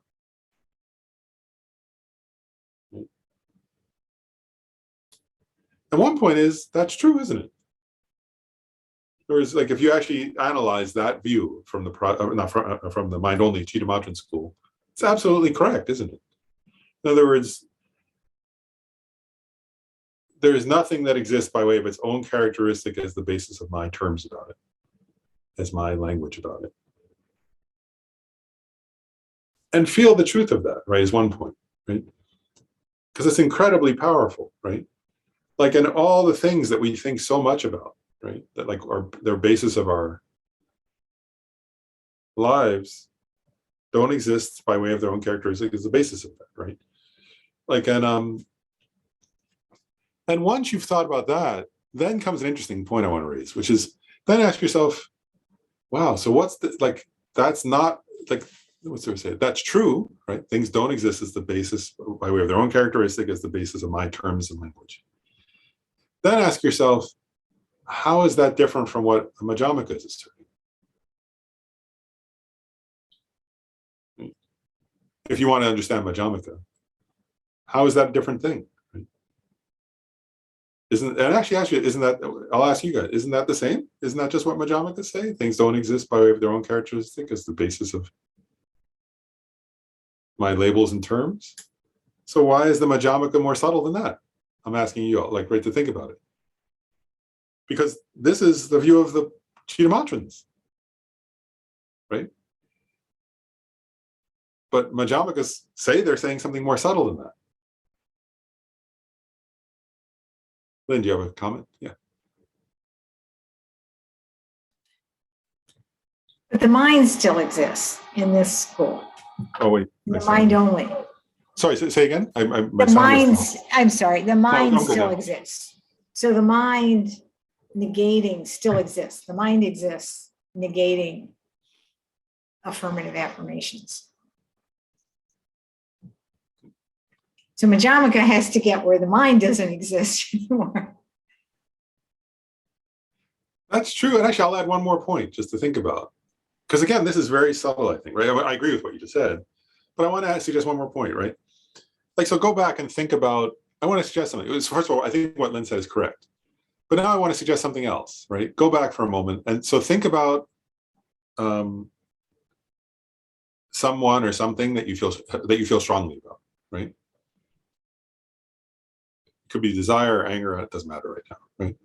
And then recognize my terms, my language, my labels about that don't exist by way of their own, right? In other words, that object doesn't exist by way of its own characteristic as the basis of any of my terms and labels. And feel the truth of that, right? That's radical, like amazing thing, right? All those terms that feel so much like they exist from the side of the object, right? They're just my terms and labels. They don't exist by way of their own characteristic within that object, right? It's radical, amazing thing. And then notice, right? Is there, so okay, that's true, right? But is there still some grasping, subtle, somewhere subtle in your mind? Yes, that's true. That object doesn't exist by way of its own characteristic as the basis of my terms and labels. But it does exist by way of its own characteristic. In other words, it exists, it feels like it exists, but okay, like first it feels like it exists just as I see it, right, with my terms and labels, right? Then if you recognize it doesn't exist by way of its own characteristic as the basis of my terms and labels, there will still be a subtle grasping, yeah, but it still exists by way of its own characteristic, just not as the basis of my terms and labels. And that's one of the objects of negation for a Majjhimaka. Like, so if you think of a person, right, you might think, okay, so I label this person, they're bad or they're good, and they're like this, they're this gender, they're this race, they're this size, they're this age, they're this whatever, have these good traits or these annoying traits, right? And if you start to recognize, oh wow, all those labels about their size or their age or their whatever, their goodness, their badness are they don't exist by way of their own characteristic as the basis of those labels, right? Those terms. And so therefore I kind of let go of all that for a moment, right? There's still a feeling there. One is, as Lynn said, the mind still exists, right? The subject still exists, but there's also a feeling that the person still exists by way of their own characteristic, just not as I saw them, right? And what I'm pointing out is Majjhimaka would say that's an object of negation. Right, because this said, I'm going to go back, right? The term I used for the Chittamatrans is things are empty of existing by way of their own characteristic as the basis for our names and terms, right? That's not saying they don't exist by way of their own characteristic at all. It's just saying not as the basis of our terms and labels. Anyway, so I'm just pointing out various things. So one is, as Lynn said, right, that doesn't undermine grasping at mind as truly existing, right? I'm just pointing out another point in addition to that is it doesn't preclude all grasping at things as existing by way intrinsically or from their own side, right? So anyway, both of those are still things to be checked. But one thing I want to point out, again, going back to this point about levels of where you're at in your practice, right, is like, I'm going to say, like, if I'm in a state of like, I'll give an example. If I were feeling hatred for somebody because of some idea I had about them, right? Just to undermine that they're not the basis of my terms and labels, like, is first of all humongous, right? Huge. And secondly, I would argue you kind of have to do that before you're going to, if you're going to say, do they exist at all by way of their own characteristic? Let's say right. I think first you have to cut through your own, it's like there's levels of grossness and subtlety. First you have to cut through the grosser levels, right? Do they exist by way of their own characteristic as the basis of my terms and labels? Once you've worked through that, then you can maybe see the subtler level of, oh wow, but I'm still holding to them as actually truly existent, right? Existing truly, or existing intrinsically or something. So also there are like, what's the word? Depend again, that's why I was getting at earlier. Like it depends where your mind is at that moment, right? What level of grasping are you capable of working through? And sometimes there are levels of grasping that are too subtle at that moment to address. So you have to cut through first the grossest levels, and then, and there are like gross and then extremely gross levels, and then gross levels. And the Prasangika one is the most subtle, right? So the mind has to be in a pretty subtle state to even start to address that one.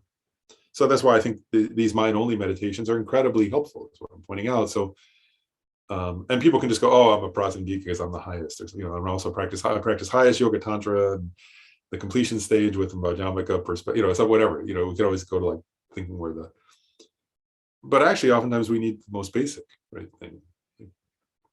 Anyway, Sujata has that.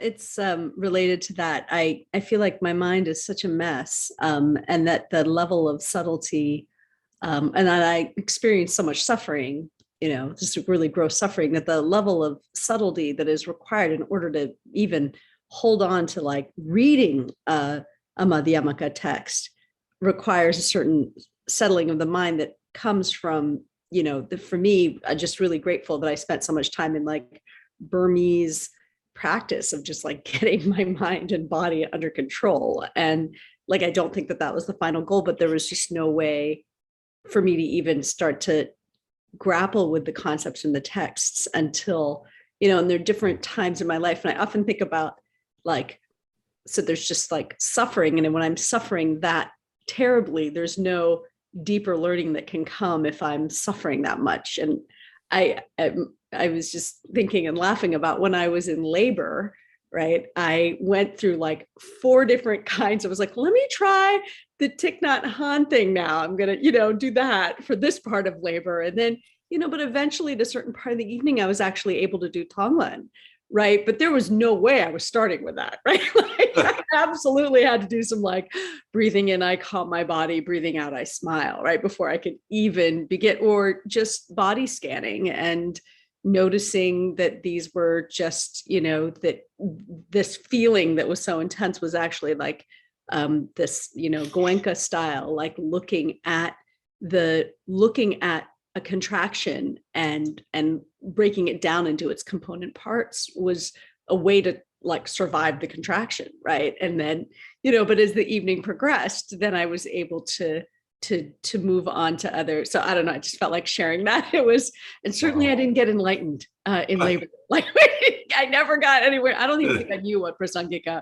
was when I was in labor or really understood it, right? So not that I really understand it now, but anyway, but I do have a different question. I don't want to move us away from this if you want to stay here. There was one thing that was just continuing to confound me, which is the Svatantrika true existence versus the Prasangika inherent existence. I have no understanding what the difference between those two things are.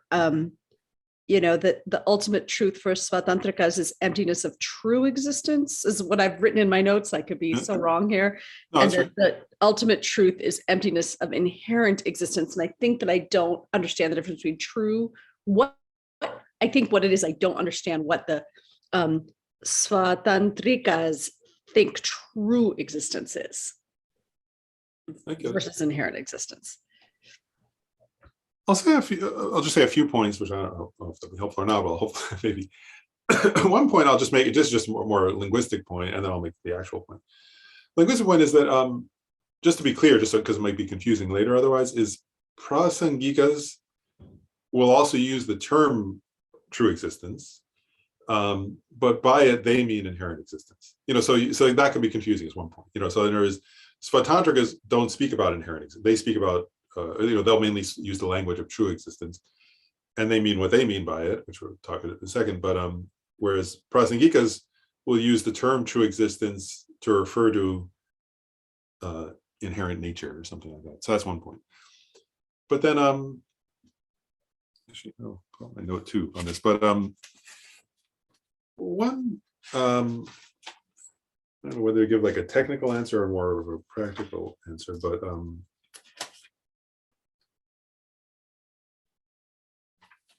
I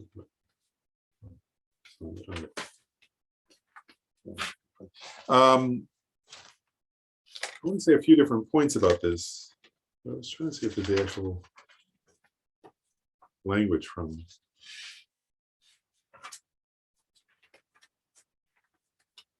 Oh, there it is.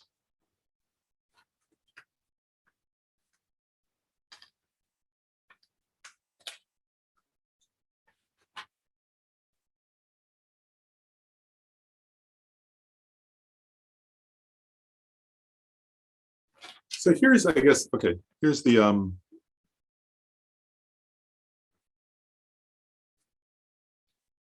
first I'm going to say like a technical answer, and then I'll say something that was more useful to me personally to understand this point, to what extent that I do, which I'm not sure I understand it perfectly at all. But first I'll quote Bhava Viveka, right, who's the main founder of the Svatantrika Majjhimaka sub-school. Says that true existence would be existing without having to appear to a valid mind. But things don't exist that way. They're dependently arisen depending upon the object. And from his perspective, the object which exists by way of its own characteristic and a valid mind perceiving that object. So one point is what they mean by true, that's just a technical point about what they mean by true existence is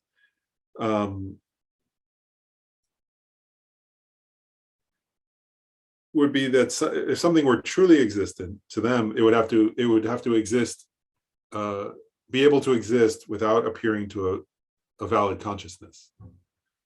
But things are dependently arisen. In the sense that there are various levels of dependent arising, but their view of the subtle dependent arising is things exist depending upon both a subject and an object. And therefore they don't exist truly in the sense that they don't exist independent of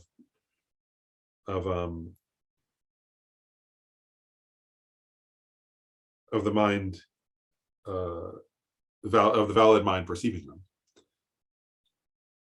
So that's like kind of a technical answer to what they mean. And let me actually read one more. Another way of saying for Svatantrika Majjhimakas is that, and this is from a commentary, but it said, yeah, existing from its own side without appearing to a valid mind. That's a way to put it. Because objects depend upon both existence from their own side and imputation, or the mind perceiving them. And so now I want to sort of describe, like now, just one more point though about this to think about is that I think the subtle point, a subtle point that helped me personally to think about this a little bit was that a Svatantrika Majjhimaka and a Prasangika Majjhimaka, when talking about like on an experiential level, if they were experientially discussing the mind of a person in meditative equipoise upon ultimate truth, right? They would both say that ultimate truth is a negation, right, of true existence. Actually, they would both use that term. They could both say, yes, it's a negation of true existence, and it's a mere negation, so their mind is absorbed in emptiness. So, oh, well, I mean, in one sense, they mean something very slightly different by that. But, that's harder to understand. But for me, what makes it a little easier to understand, slightly easier, is they both then agree that a person comes out of that meditative equipoise and engages with conventional truth objects, right? So because they're both Majjhimakas, so they both say there's ultimate truth and conventional truth, right? And here's one way of thinking about the difference between them that I find useful, is that for a Svatantrika Majjhimaka,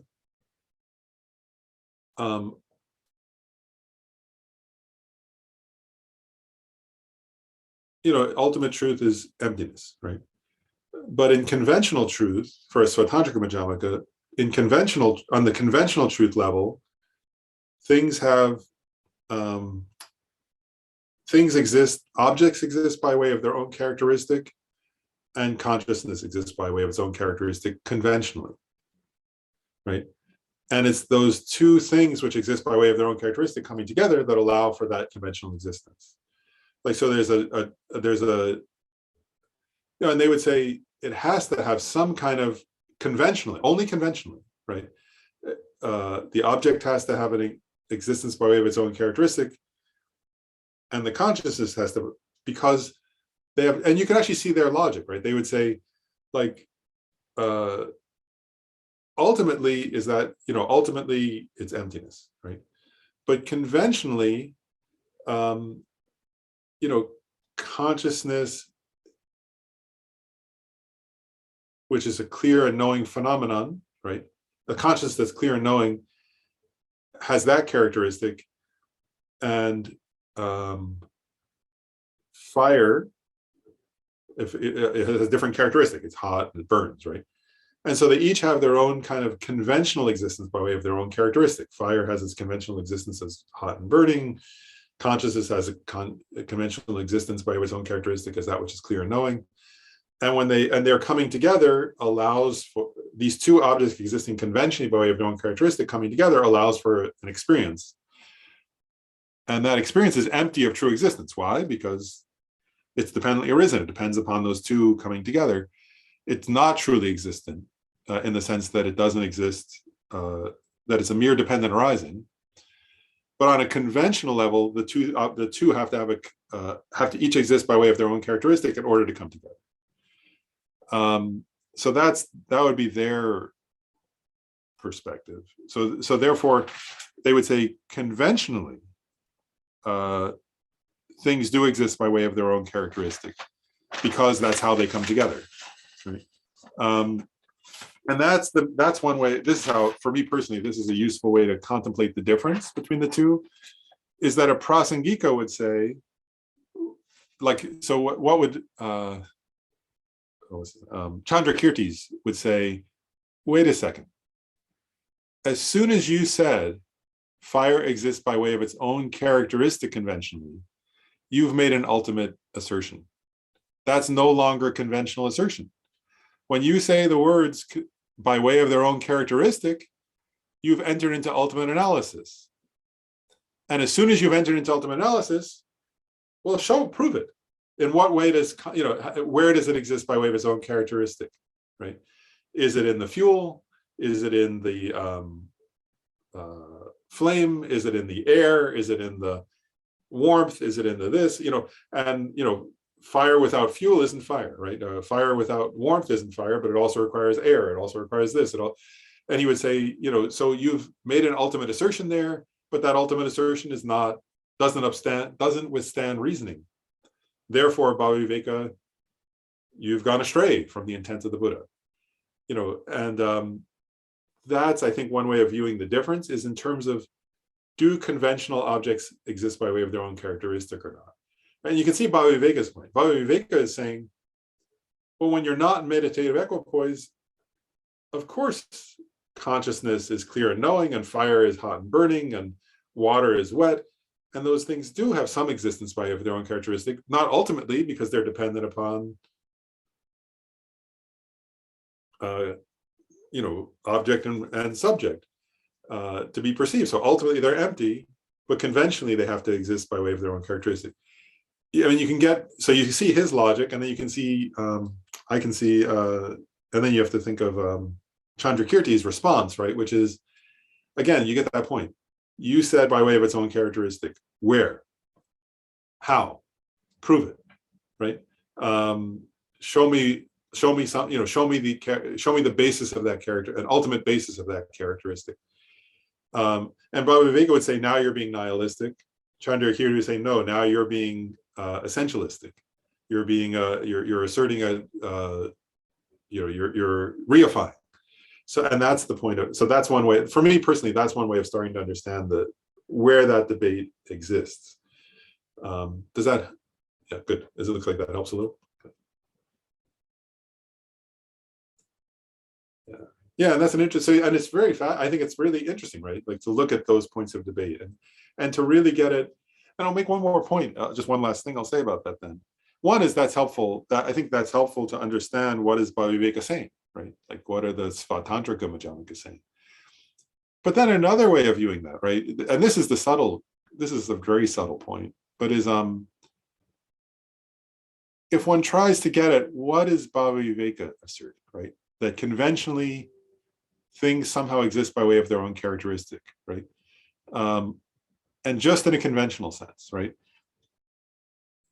And one thing that I think Swami Dalai Lama said that Ling Rinpoche, I think it was, had pointed out, is that that subtle assertion of Bhavivekas is the subtle object of negation for Prasangika.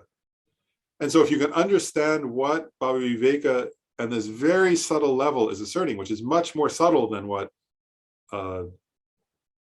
Vaibhashika is asserting, or what a Svatantrika is asserting, or even what a mind-only scholar is asserting.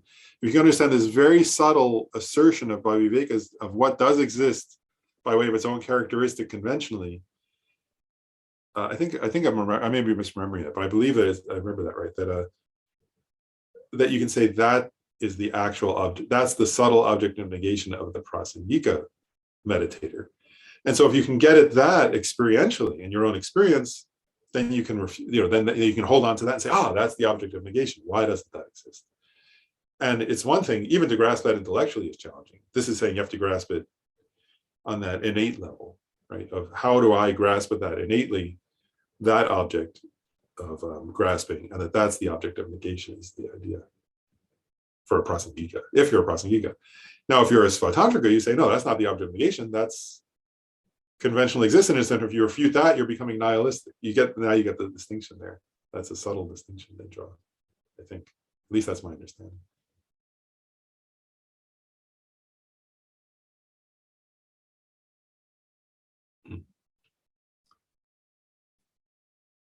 Any last questions? Actually, I'm just realizing we're almost out of time.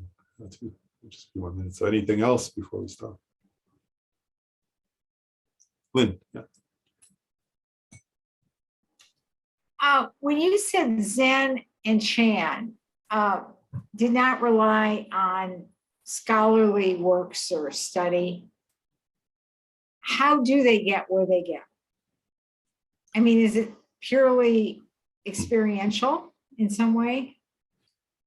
One point I'll make is like, it was actually interesting. I was asking, I mean, one is I don't know ultimately, but I was asking, I asked one time in that same, I guess it was like one time I was asking somehow, I can't remember when, but at one point, I think it was like in a preparation for that session we did, I was asking something like that of Kwagu. And one thing he was kind of saying, which I thought was interesting, was he was saying, actually, maybe I'll share this. Like it was sort of, this is my own reflection on what he said, actually. So I may be misremembering parts of what he said, but one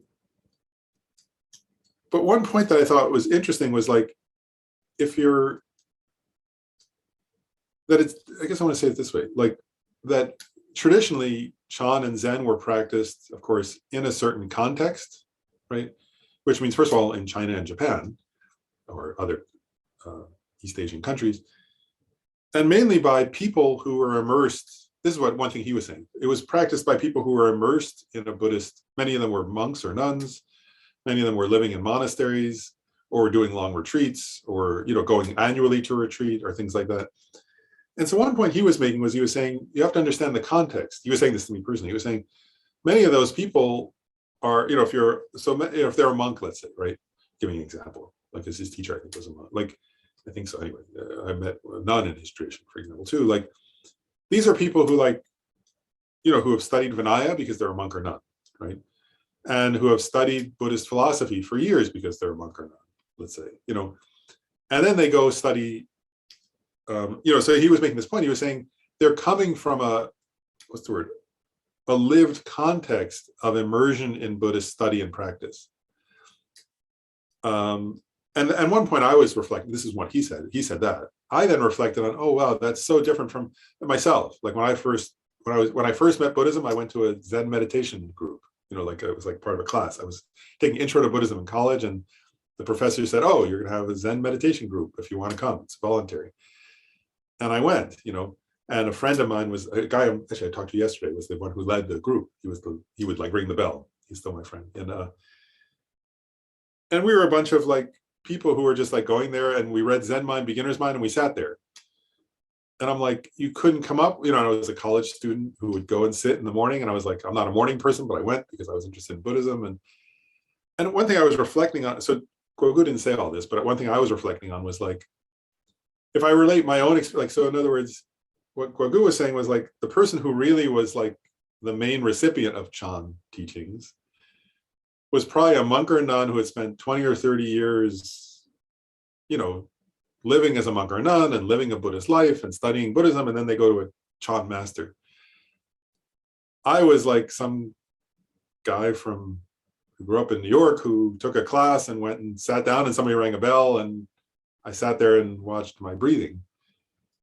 And the only instruction I really had was Zen Mind, Beginner's Mind. So like, one point I'm making is like, that's a humongously different context, and that's important to understand. So like Guogu was saying, he had studied for himself, he had studied Majjhimaka and mind only before, and then he was practicing Chan with his master. Another point is they practice also in a context of close relationship to a teacher, right? Like an intimate relationship with somebody they deeply respect and so on, who's like a guide to them. So that's that. But then going back, so now to answer your question, like the actual Chan, if you read the text, and I'm no expert on Chan, but I've studied it some back then, and I've read some texts and talked to a few people who practice well Chan, is I think in terms of your question then, like the idea I think is that it comes, if you look at the actual stories, it comes in relation to a teacher, so that they have a close relationship with a teacher. And there are many stories like of, they go and they're sharing their experience with their teacher, and their teacher's giving them feedback. So I think the actual context of it's outside, when they say outside of the scriptures, is that for that person, they hopefully have already done some scriptural study. But the actual practice of Zen or Chan, I think, would be contextual to a relationship with a teacher.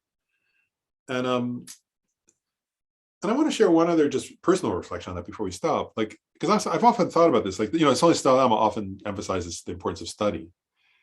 And the Gelugpa tradition emphasizes the importance of study. But, one day I was thinking about this, and I was like realizing like, how to say it the right way, if you, I guess I'll say it this way, like if you were sitting, if every single day you were sitting with if you had an enlightened teacher, and every day you were sitting with them, like if every day your meditation were going to be like they were in the next room, then it's just this is not Buddhist teaching, this is just my own personal reflection. But my own personal reflection is like, if every day you could go say, oh, today my meditation was like this, what should I do next? You really wouldn't need that much study, like in other words, if you had a fully enlightened teacher who you could talk to every single day and ask questions of, extensive study might not be that important. But most of us don't have that, right? Like a fully enlightened teacher who lives in the next room. And so I think part of it is like whether you're practicing Tibetan Buddhism or you're practicing Zen or Chan or some other tradition, is if you have an intimate everyday relationship with a teacher who's already enlightened, that in of itself might be enough, or something, or it might be sufficient. And I often think that, which is this is just my own personal reflection, but I often think that, like, I consider Geshe Tashi a close friend, and he's a Geshe, so he's a bit of a good scholar. But I was like, oh, his whole life he lives with Gyume Khenso Rinpoche. And I often will say that he's like, oh, I'm thinking of doing this practice, but he can, he literally is in the next room. He walks in and says, Rinpoche, da, da, da, da. He says, Gen, and he's teacher, right? And then Khenso Rinpoche, like, whatever, sort of like answer his question. Then he goes back. And anytime he has any question, right? He did like a retreat last one in 2020. He was telling me, oh, he did a retreat. And I was like, oh, how'd you do a retreat? And he's like, well, in the next room to Khenso Rinpoche, of course. Where else would he do it? That's where he lives. So if you live that way, and he is a scholar, but if you live that way, whether you're practicing Chan or Zen or Tibetan Buddhism, I mean, he has done extensive study, but it's maybe not as required as my own reflection, personal reflection. But then I was thinking, like, if you're going to try to practice and you're not always with an enlightened teacher, then I think you need more study of the scriptures. So anyway, I think with Chan, going back to your original question, though, I think that with the Chan and Zen tradition, if you read the actual stories, it's in intimate relationship with the teacher is the idea. So I think the valid Chan lineage, and if I think of, actually, I'll just share the last answer to your question. When I think of, part of the reason I'm I was thinking of my own, just, I don't know him that well, I mean, but I consider Kuku a friend, is like, when he talks about his teacher, he gets choked up, and when he talks about his teacher, and a friend of mine said, oh, his teacher was like his father to him, like if his teacher had children, he would be the child or something, and when he talks about his teacher, you see, it's like hard for him not to start crying or something with love and devotion. And to me, that's the answer to that question, is like, when there's I think that's how the transmission happens in Chan and Zen is, so it's a person maybe has already done their study, but the actual Zen experience then comes in an intimate relationship with somebody else who's gained some practice of that.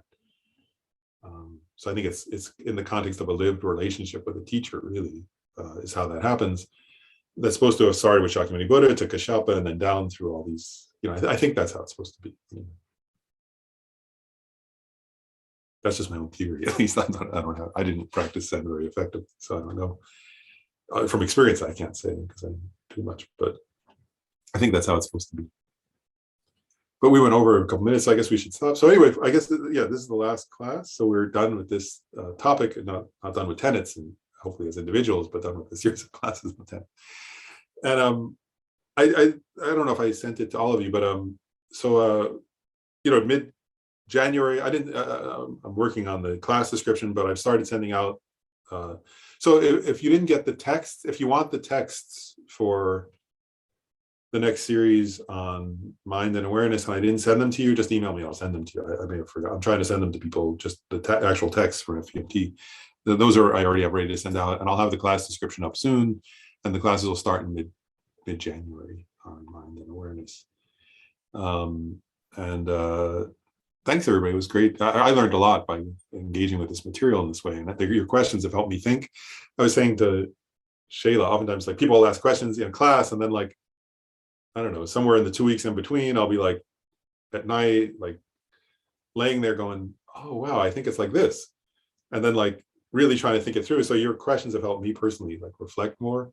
And I was saying to Shayla, oh, when I ask Yume Kinstrimshi a question, he immediately has already thought about it. So, like, whenever I ask Yume Kinstrimshi a question about something very difficult philosophically, he'll be like, da, da, da, he immediately, and I'm like, oh, he's already done all the contemplating. Like, I was like, it was helping me see that, like, oh, he's done all those contemplations, and so he already has thought about every possible question, it seems to me so far.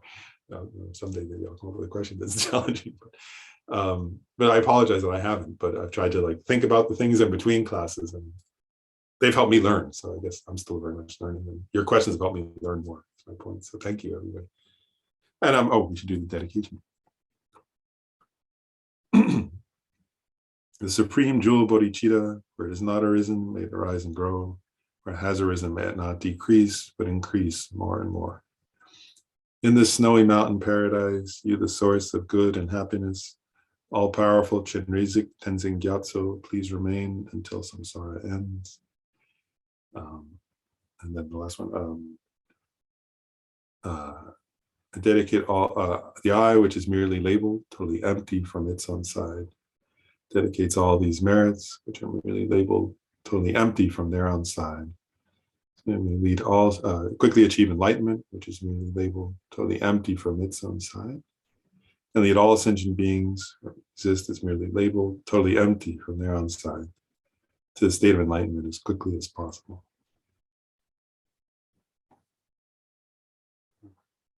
Well, thanks, everybody. Thank you so much. Thank you, Lauren. Thank you. Thank you very much. Thank you very much. Thanks so much. Great.